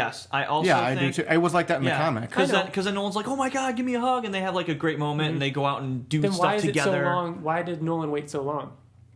Nolan waits so long for what? Because he needed to take out the Guardians of the Globe. You think that he needed to find the right opportunity? And that's the one thing that I think needs to happen, is because the superhero audience is too smart. Movies, people who go to the movies to watch this kind of stuff, they're too smart. They'll be like, well, obviously it's fucking Nolan that killed the Guardians. You know what I mean? And I get what you're saying, but I think they have to show that there has to be major... You think... Wait. Whoa. No, I'm not Sorry, done. I interrupted. There needs to be major misdirection. Maybe Alan comes in, and when Alan comes in, they swoop in and fight, and maybe everyone assumes, hey, this alien just came out and killed the Guardians of the Globe, and Nolan comes out all bloodied and stuff like that, and fights Alan away, and he's covered in blood because he's the one who killed the Guardians. Yeah, you know I said, they're fighting a big bad, right? And so Nolan makes it look like the big bad. They don't have reveals that big in the middle of movies anymore, though. So just so this is just we're just talking opinions. That reveal we're just talking opinions. That it happens in the middle of the movie. You're both saying. So when the movie comes out and we come back to this very moment, because we're gonna look up this episode, just for bragging rights. Mm-hmm. You guys are saying that they're going to stick to the comic in the sense of halfway through the movie, we will know when the Guardians of the Globe die. We will know that it was Nolan when they die. Yes. No, I disagree. You will not. You will believe. You just said... No, I'm saying that it's going to happen, and that's what I'm saying. The movie needs to misdirect you to make you think that this alien that came down, is the one who killed the Guardians of the Globe up until the end of the movie. I'm sorry. And then it sounds like you're more agreeing with me, because you are agreeing that it is a murder mystery. You said I 100% disagree with you. But it's not about that. It's not about who killed the Guardians. It's not about that at all. That's so what just do you the thing disagree that with? happens. What do you 100% disagree with me about? It sounds like you're more agreeing with me. Maybe I am. I don't want it to be a mystery like Mark's who killed the Guardians. I want it to be, that alien that alien guy, he came down and killed the Guardians, and Nolan came by. I agree. And came out all bloodied, and he's the one who saved them. And then boom, they don't talk about it ever again until the end of the fucking movie when Nolan was like, "Dude, I got a bomb to drop on you." Guess what happened? It was fucking me. Well, he's gonna catch him. Here's what I think. I think they show that it's Nolan because I want. No. Hold on. Let me say. You don't get to finish. I want this movie to be advertised as Nolan is the Superman. He is the hero. This is the story about the son of the world's greatest superhero. Everybody goes to the theater knowing that this is the greatest guy in the world. Halfway through the movie, what? He's not? Why did he just kill all the other heroes? Then the rest of the movie is us knowing that Mark's dad is not a hero. That's what made the first 13 issues so awesome. Like, we know something that Mark doesn't know. And then the big reveal, the big moment, isn't that Mark finds out who did it, because that's almost too much for him to find out. He's going to find out why it happened, and they're going to fight. That is the big deal. No, I disagree. That was going to solidify my point, is that in the very beginning, once Mark gets his powers, they're going to stick to the comic and say, and they're going to do a flashback, just like the comic, and he's going to say, this is what happened on Viltrum. We were a good society, and we wanted to branch out, and we wanted to do this, and it was sunshine and rainbows, and I came to Earth because I felt something, and then he's going to find out that it was his dad at the end, and he's going to be like, what the fuck? And then he's going to be like, this is actually what happened. Mark does find out that it's him at the end. Mm-hmm. We're all agreeing about that. Right. I say the audience needs to know halfway through that. I think that reveal is going to be, we're going to be right along with I understand with Mark. Why you're saying that, Ryan, because it's what I said. The audience is too smart. Like, you can't don't fool us. Don't think that we're stupid. Crazy. Can you imagine? And can you imagine we're watching this movie and we love Nolan just like Mark does and Debbie does. We know they have this great relationship. Then we're seeing him fight with all these other heroes. And then all of a sudden he turns on. Imagine watching the Avengers and watching the final fight scene. They're all fighting together, and then all of a sudden Iron Man just starts killing them all. I get that. Puts it on its head. That is a parody. Ryan, now I understand. It's the movie. Why. You can't know why. You just why the fuck did he just kill everybody? Like, he doesn't be like, now I can begin. Like, he can't say anything like that. He just has to kill them and then just fucking go away. Yeah, he's bloody. He's looking at it, and then he just leaves. And the whole time you're like, what the fuck did I just watch? What just happened? Mm-hmm. Okay, now I get it. Now I understand. I'm not saying the audience is too smart. They can't fool us. I know, I agree. I know the ending. So, but what I'm saying is that I'm not saying this is not my pitch for the movie at all. I would write a completely different movie than what I just said. Mm-hmm. I'm saying what I think it's going to be, and what I know movies to be today, and how they like think of even Marvel. Every Marvel movie is the same, with origin stories and like Doctor Strange, Ant-Man, like how it always starts out, how it always ends. Mm-hmm. I hope that this breaks the mold, but I don't think it will. I think that they're going to make it a mystery, and I think that that movies capitalize on the climax, on the big reveal, and the big reveal always comes at the end. I think that Iron Man killing, the rest of the Avengers is flipping it on its head and kind of being the parody. I think that the hero fighting his dad and then kind of losing at the end is a parody. I was talking about origin stories. This is the first. This is the first movie. And that's also why my original little pitch or whatever, him already having his powers. That's what we think of your origin story. You don't even get to see this one. Like, if you do, it's a flashback or something, but it's not a big deal. This isn't about the garbage bag. This isn't about him getting his powers. He already has them, and it's in a world where there's so many heroes and villains that it's not that big of a deal. Yeah. So that flips it on. That's the parody of every first act of a superhero movie. When I say origin, I don't mean how he got his powers. That's not what I'm saying. Mm-hmm. I do think that I want and think it's going to happen, that he's going to get his powers within the first 5-10 minutes of the movie. Mm-hmm. But that's not really what I'm talking about. I'm talking about the Uncle Ben death. Mm-hmm. That's his Nolan. That's what I mean. Really? Wow. Yeah. You don't agree?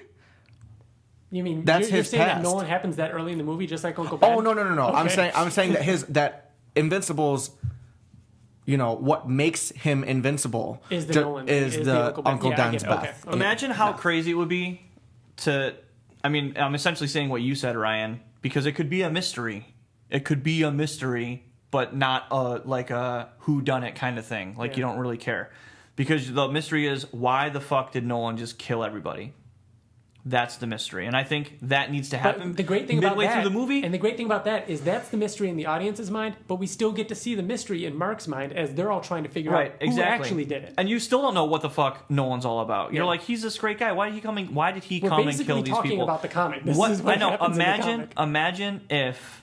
Oh yeah, I guess you're right. Yeah. This is the comic. Yeah, that's what I'm saying. Right. Imagine though, it would be nuts that if Superman and the Justice League were fighting some guy, and at the end of the battle, like you said, Superman just chops Batman, everybody in half and rips him in half. That would be insane because think of how iconic those characters are. No one knows who these characters are. But they have to build Nolan. They have to build Nolan, but they're not going to build him up enough in the first 1 hour of the movie to where he's going to kill people and you'd be like, oh my gosh, it's not going to be as effective enough. They need 2 hours to build his character and his relationship with his son. I think that this movie starts off just like the comic. His dad is the world's greatest superhero. That's it. Like I don't think that's all it needs though. We need to fall in love with him. How many hours does Iron Man need to be on a screen for you to feel anything about him? Like, Iron Man could be on the screen for a half hour and have like an awesome moment and then get killed a half hour later and you'd be like, holy fuck. Iron Man needed to be on the screen when I first saw the movie, and he needed to go through what he went through in the first 20 but you're not supposed first to be, hour of the movie. You're not insanely connected to these characters. That's not what it's about. It's not like Nolan dying. It's about these characters who are important in this world just being murdered. Like all these famous characters, like you see how much they save the world and how they're the guardians of the world. I'm not saying you have to connect to the Guardians. Yeah, you don't. But you have to connect to Nolan to understand how big of a deal it is. You'll have a whole movie too. Not a whole movie. You're saying that or I'm sorry, Ryan is saying that I agree that they're going to die quickly. I agree. No, I and agree that you're going to know Nolan. Let's just edit that more Nolan into your draft. Yeah, and then bring it back to us. Yeah. So real quick before we get off of the story, because we're going to be wrapping up here. This is already super long. The high school thing. Do you guys agree that, like, I feel like if they put him in high school, or if they put him in college rather than high school, they have more freedom when it comes to casting Eve, Mark. It's just not necessary. Yeah, I agree. There's nothing special about high school. He's got to be in college. Yeah, there's nothing. And then you're fighting Spider-Man, which is now going to become an even bigger person, in the movie theaters. Right. So what makes Invincible good is not the fact that he's a high school student. No, I mean that was important. That was important early in the series. He grows from. But I think that him having other responsibilities, which is why I threw taking care of his mom in that. Oh, I see why you did that there. TJ, anything else story related that you want to talk about? Otherwise, there's something else I want to talk about. I don't think so. So moving on, The Walking Dead. Before The Walking Dead was a TV show, comparing that to where The Walking Dead is today, you walk into Target and there is an aisle of Walking Dead stuff. Bill, you don't even really watch the show anymore. Is this going to happen to Invincible? Yeah, this is what we talked about at the beginning of this. Yeah, I know. Absolutely. Is that okay? It's Bill, this is it okay that happened to Walking Dead? It's bittersweet because it's like we want this for Invincible. We want to see live action stuff, but this is what comes along with it. So you gotta accept it. I don't want it. Like I said earlier, I don't want to see onesie footy pajamas at Hot Topic around Halloween. 100% it's going to happen. Yeah. It is going to happen. Even if this movie doesn't blow up, the week the movie comes out, go to Hot Topic. You will know I was right. Yeah, we all know that you're right. My thing is too much of a good thing is a bad thing. Like, I read the Walking Dead comic book now, and I'm less excited about it because I just see it all the time, like, in our world. Mm-hmm. I think the best thing that this has going for it is that in December or whatever, less than a year from now, the comic will be over. This movie, the fame that comes with it, if it comes with it, will not affect what Invincible is and was. It is contained. Like, you can say, and there's an argument to be made, that the Walking Dead comic has been changed because it became a show. Whether that's true or not is up for debate. You can't say that about Invincible. I think that it will be finished and done by the time the movie is out, which is exciting to me. I think that if it blows up and it is what we want it to be, and there's spin-offs and things like no. I'm talking about the movies. I think that if there is a franchise, I think that and I know a lot of people are going to disagree with me. I think you guys might disagree with me, but I think Robert Kirkman will regret ending it because of the fact of Walking Dead. Walking Dead was way after Invincible. But all of a sudden, when it blew up, out of nowhere, Walking Dead comics started coming out bi-weekly. Mm-hmm. It is money. It is a business. You know what I mean? He's here to make money. There's always reprinting the series. There's always continuing the series and spin-offs. Yeah, they're gonna make merchandise. We already talked about that, but there's no more story to tell. I have a direct comment and reply to what you just said about Robert Kirkman regretting ending the series. Robert Kirkman, part of the decision to end the series was because of the deal. Oh, I agree. I agree. You think so? Oh, yeah. Absolutely. I do too. Yeah, they wanted to end the series, so they didn't run into the issue of there's a comic book going on with the movie going on at the same time. They want to confuse anything. I think he knew when he ended it that it was 2 years. Like it was 2 years ago that they made the deal, and it was probably a year ago that they decided to end the comic. Mm-hmm. You know what I mean? Like it makes sense. He talking about a movie, and then while you have the comic going on, you had like Universal had to have a say. Or Kirkman was like, you know what, we should end it because it's going to make more sense being a movie as opposed to a TV show. No, I agree. I agree that he probably knew when he ended it. He knew what he was doing, but this is a very negative comment, but I think it's a true comment that it blowing up and being a huge movie franchise is less likely to happen than it is to happen. Do you agree with that? Agree. You know what I mean? My expectations as far as this movie goes is I expect there to only be one. I'm not getting my hopes set up. With that being said, why not end it and get a movie out of it and then be done with it? You know what I mean? But if it blows up into a franchise, I think he would regret it. Yeah. I disagree, Ryan. I think that they're probably going to... Well, they plan for 3 movies or 4 or whatever it is. I think that there's absolutely going to be more than one. I think that no matter what, it's going to end somewhat cliffhangery. It's gonna be like, I see it being kind of like Kick-Ass. I think the first one can do really well. I'm nervous about whether or not they'll do a second one or more. Of course, I want there to be a million of them. I want there to be a spinoff for Wolfman. I want there to be Tech Jacket. I want there to be 10 of these movies. I'm just not getting my hopes set up. I'm just being cautiously optimistic. We were huge fans of Avatar: The Last Airbender. We just don't want that to happen again. There's a difference between, and we've talked about this before on the podcast, there's a difference between different and bad. I'm okay with this movie straying. It is an adaptation. I'm okay with it straying from the comic here and there, making changes. That's acceptable. Don't go off the rails, just but don't be stay bad. On, right. That's no, don't be bad. The bad. Last Airbender movie isn't, I don't like and don't it. Go off the rails. I don't dislike The Last Airbender movie because it's different. I don't like it because it's just not very good. It's bad. So, and that's what I'm afraid of. I'm okay if the Invincible movie is different and awesome.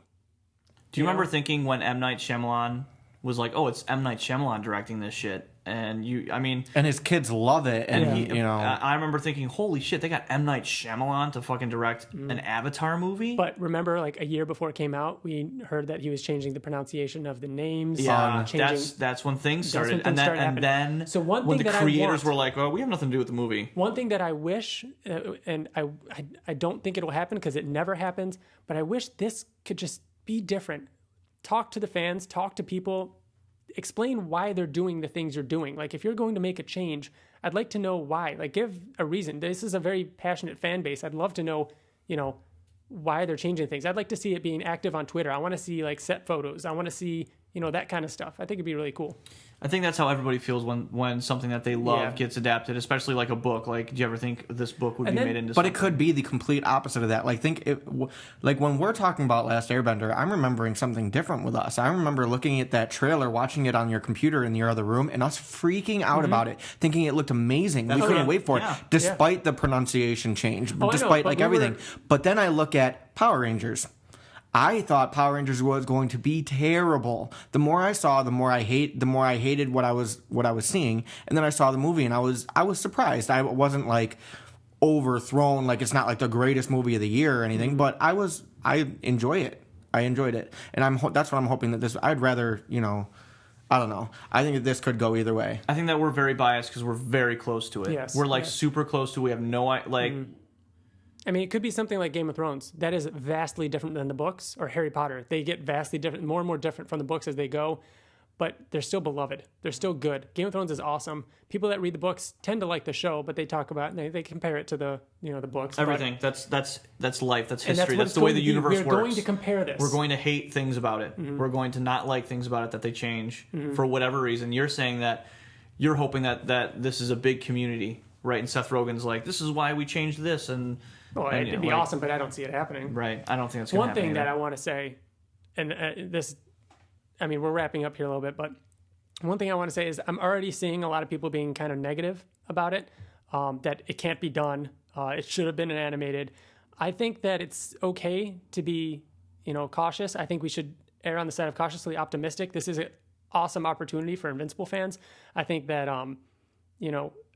fans giving up on it before they see anything is bad for this, because we're the fans. We're the hardcore fan base. We're the ones that are supposed to hold the writers and, the directors, the producers, in this case, those two, accountable for this. If we give up before the movie's even made, before we even see anything, before we hear anything, then it's already a failure. I mean, if we're the ones that are saying, yeah, it doesn't matter, then it's not going to matter. Like, I think that, fans should be optimistic. Cautiously There's a difference optimistic. between being opinionated and being negative. Yes, exactly. exactly. I can have an opinion that they're probably going to screw this up. You know what I mean? But to say that... But that's not productive. Yeah, it's not. There's nothing that's not going to make anything effective or change anything. Again, I think this is kind of my final question for both of you guys. When do you think this movie's coming out? We got... we won't even see a trailer for probably a year and a half. So right now, we are talking, and it is spring of 2017. My money was on, or in my mind, it was on spring 2020. Yeah, I agree. I think summer. I think that a year from now we'll have a script and they will maybe begin casting. No, which would be spring 2018. A year and a half or so, maybe after that, probably even more. They're gonna have everything. They're gonna have a script. They're gonna have casting. They're gonna have production ready to start filming by the end of this year. Wow. By I hope, the end of 2017. Disagree. I disagree 2018 is when they're going to start filming, and then 2019, early 2019, maybe summer 2019 is when we're going to see it. So you're saying 1 year difference. So we're saying 20. That's a big difference. That's a big difference. 1 year. Yeah. Why are they going to wait? Why are they going to wait? You're saying writing? You're saying summer of 2019. We're saying spring of 2020. You're saying that it's going to take an entire year and a half to write a movie. I think that this is going to be in limbo. I think it's an 8-month difference. I mean I agree with both of you, I guess. Yeah. Either way, I think I'd love to know where they're at. That's what I was saying. Like, do they have a set script or? No, I don't know. Yeah, you're right. I want to know that question. I want somebody to ask Kirkman. I hope we get an answer at Comic-Con or something like that. Is there even a script yet? They announced, because if there's not a script yet, this is not going to come out till at least 2020. They announced a Batman movie before they even had a director attached to it. And look at how wonderful that train wreck is going right now. Right, but they have put it on the back burner. This might get put on the back burner for some reason. No, because they have a writer and a director does not mean anything. Why it doesn't not? mean anything. Why not? I mean, it has to do with there's so much more. Like, we got a writer and director. I think this is the happening. beginning. They had a director for Batman. They had a director for Batman. Now they don't. No, but this is all that Seth Rogen and Evan Goldburg are going to be working on. This is it. You don't think so? I disagree. No, they actually have a couple projects coming. Like, I think Future Men is a TV show they're working on now that's going to be on Hulu. They're going to be season 2 of Preachers. I mean, that's coming out soon. Like, they're producers on that. They're not going to continue. No, he wrote it. The first episode. Oh, yeah, I don't know. He's how much writing more it though. Like, I mean, he's a major part of the show. He's a producer. He's a major part of the show. He's working on other projects, basically. Right. This is not the only thing that they're going to be working on. This is the main thing that they are working on. They wouldn't have announced it. I would love for it to be 2019. I just have my expectations set for 2020. So do we want to place bets? Yeah. Specific bets. What month? What quarter? What quarter and what year? I'm saying first quarter 2020. I'm agreeing. And we're gonna if Bill, if you're right, we're gonna buy a pizza Q2, and we're gonna have a podcast episode where we eat pizza that we bought for you, and we can't eat it. We have to watch you eat it. If it comes out in summer of 2019. Yeah, they did that on Beyond. One other thing is that someone's posting that there are rumors going around that a certain Seth Rogen related character or actor is bulking up for the role. No way. Who? Jay Baruchel. Could you see a bulkier him playing? No, I thought of this. But he's got a very specific way of acting. He wouldn't, acting-wise, he would not make a good He usually does the kind of Heath Ledger. I know. He usually does the kind of awkwardy. What? He usually does kind of the more awkward kind of thing. Steve Harvey as Mark Grayson. I mean, Heath Ledger did it. What you can't. I mean, no, come on. I don't think it's crazy.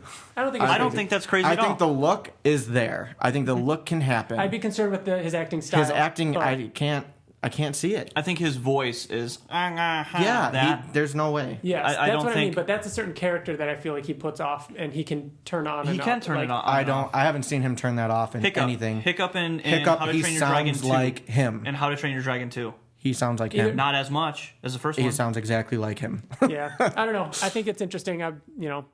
This is gonna be a lot of fun. Like, think holy shit, when we're looking forward to a movie, and the week before it comes out, we're on Rotten Tomatoes. What does it get? What did it get? Oh what my did it gosh, get? this is gonna be crazy. Like a year ago, Invincible was an ongoing series that didn't have an action figure, and we were hoping that maybe it'd be a cartoon. And now it's ending in less than 10 months or whatever. We have action figures, we have like rumblings of a video game, we have Skybound said they're working on a video game. They didn't officially say it. He said we're working towards that was over a year ago, and they're toying with the idea. They have lots of rods in the fire. Again, there's going to be everything. There's going to be video games, there's going to be books, there's going to be they're doubling down on Invincible, and this is so exciting. Don't want to lose my passion for Invincible because so many things are coming out for it. Like The Walking Dead. I have a Walking Dead tattoo that I got while the comic was, a big part of my life, and it still is, but it was before the show came out, and now I could almost care less about it because it's just everywhere. It's everywhere. I want to make a promise, and I think that we should all cut our fingers open and do a blood Can we pretend to do that? Because I'm not going to do that. I mean, we could say that we're doing it on the podcast. No one can see. All right. Here, let me get this knife. Ooh, ouch, ouch. pull the pin out. Yeah. And then let's put our fingers together, okay, and promise that we're not going to lose our passion over Invincible after this movie comes out. That's so hard. I can't see me doing that. I cannot see me losing my passion for Invincible. But I wish we could time travel and go talk to ourselves. We are going to time travel because in 2 years we're going to listen back to this and that's boom, what I was going to say because we've done this the podcast and we were such a I don't know. Again, going back to kind of what you said, it's ending. Mm-hmm. So you're right. That is we're always. I don't think we're going to lose our passion for the comic because of the fact that it's going to end. Yes, and it's going to be a complete series, and that's one of the most exciting things to me. Last Airbender movie we hated, but we could still watch. I still love the show. I watched it on. Awesome. I watched it on Netflix a couple months ago, and it wasn't hurt. I mean, the name might have been hurt, but the animated. You're right because it ended. Works. Maybe I feel that way about Walking Dead because it's still going. Yeah, you know what I mean. I think it'll be fine. I think this is going to be a fun time travel for us to go back and listen to, just like it was going back and listen to episode 2 of this. We were the first Invincible podcast. We were the first Invincible podcast. Just remember, there's so many Walking Dead ones. There's already podcasts out there that are people talking about the Invincible into a movie news. If Skybound wants to contact us and make us the official Skybound Invincible podcast, that would be.